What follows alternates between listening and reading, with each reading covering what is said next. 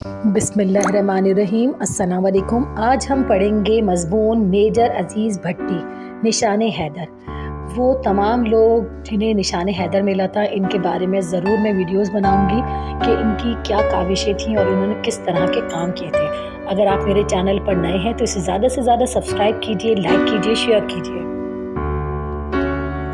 1965 की जंग के यानी कि 1965 की जंग के हीरोज़ में जो लाहौर महास में लड़े, इनमें एक मेजर राजा अजीज़ भट्टी भी शामिल थे। वो दुश्मनों के खिलाफ 6 रात और 6 दिन बगैर आराम किए लड़े और अपने वतन की हिफाजत के लिए अपनी जान कुर्बान कर दी। इस बहादुरी के काम के सिले में पाकिस्तान फौज का सबसे बड़ा एजाज़ निशान हैदर हासिल किया। अजीज़ भट्टी 1928 को हांगकांग में पैदा हुए, जहां उनके वालिद अब्दुल्ला भट्टी एक उस्ताद थे। इस तरह उन्होंने अपनी इब्तिदाई तालीम हांगकांग में हासिल की। 1945 में वो अपने वालिद के साथ अपने आबाई गांव लुधियान जिला गुजरात आए। उन्होंने पहले एयरफोर्स में शमूलियत इख्तियार की और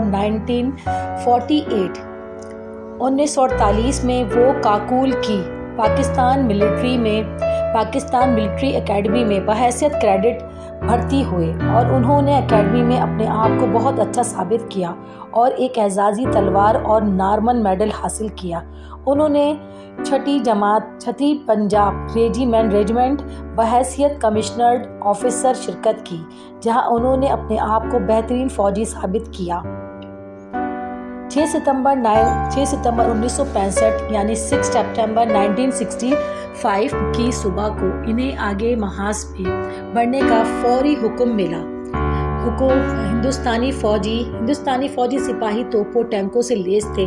मेजर अजीज़ भट्टी हुब्बुल वतनी के जज्बे से सरशार सिपाही थे। उन्होंने अपने छोटे फौजी दस्ते के साथ न सिर्फ हिंदुस्तानी फौज को आगे बढ़ने से रोका बल्कि इन्हें महास पर से पीछे धकेल दिया।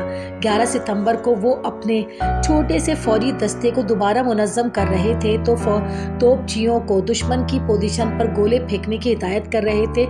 इन्हें दुश्मन की हर हरकत पर नजर रखने के लिए अपने आप को ऐसी पोशीदा जगह रखना था जहां से वो दुश्मनों की गोलाबारी को देख सके। उन्होंने अपना फर्ज बड़ी बहादुरी से अंजाम दिया। इनके सिपाहियों ने उनसे नीचे आने को कहा, लेकिन उन्होंने इनकार कर दिया। पाकिस्तान का बहादुर सपूत न सिर्फ अपने आप को बल्कि अपने मुल्क को भी बचाना चाहता था। एक तोप का गोला दुश्मन के टैंक से निकलकर इनके दाएं बाजू पर आकर लगा और हमारा बहादुर हीरो गिर गया, शहीद हो गया।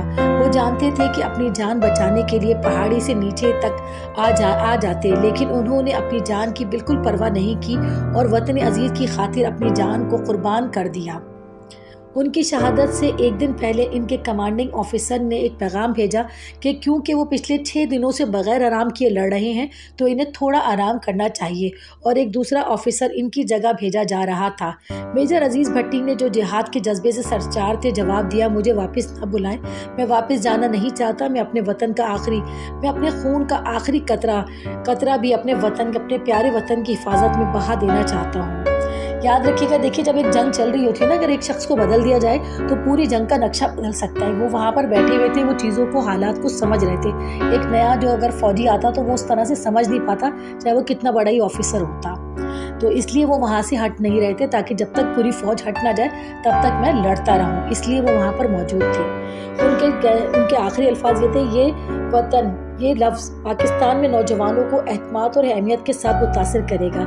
यानी ये लफ्ज़ जो था उनका कि मैं अपने जिस्म का आखिरी कतरा, अपने खून का आखिरी कतरा भी अपने वतन के लिए कुर्बान कर देना चाहता हूँ। ये कहना चाहिए आने वाली कौम के लिए एक मशली राह है।